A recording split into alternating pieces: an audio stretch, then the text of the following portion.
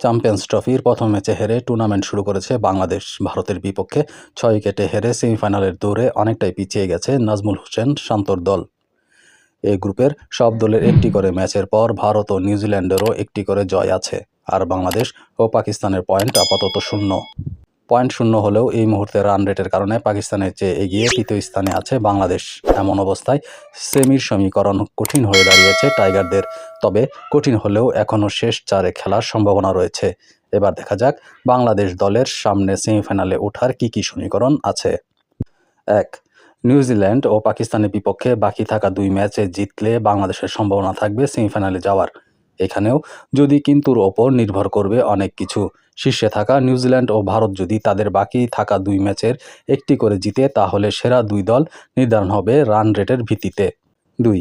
বাংলাদেশ যদি নিউজিল্যান্ডের কাছে হারে কিন্তু পাকিস্তানকে হারায়, তাহলে সেই ক্ষেত্রে বাংলাদেশ পয়েন্ট হবে ২।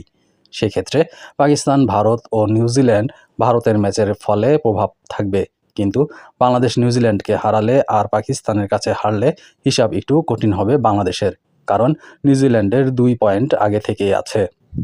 ৩. পাকিস্তান ভারত ম্যাচে পাকিস্তান হারলে বাংলাদেশ দলের সামনে সেমিফাইনালের সম্ভাবনা বাড়বে। নেট রান রেট তখন বড় প্রভাবক হয়ে উঠবে। আর যদি পাকিস্তান দল ভারতের বিপক্ষে জিতে যায়, তাহলে বাংলাদেশের পথ একটু কঠিন হয়ে যাবে। ৪. বাংলাদেশের বাকি থাকা ২ ম্যাচ হারলে কোনো হিসাব নিকাশ নেই, সরাসরি গ্রুপ পর্ব থেকে বিদায় নিতে হবে বাংলাদেশকে। তাই বাকি ২ ম্যাচে জয়ের বিকল্প নেই বাংলাদেশের। এরপরেই আসবে রান রেটের হিসাব। বাংলাদেশের ২টি ম্যাচই হবে পাকিস্তানের রাওয়ালপিন্ডি ক্রিকেট স্টেডিয়ামে।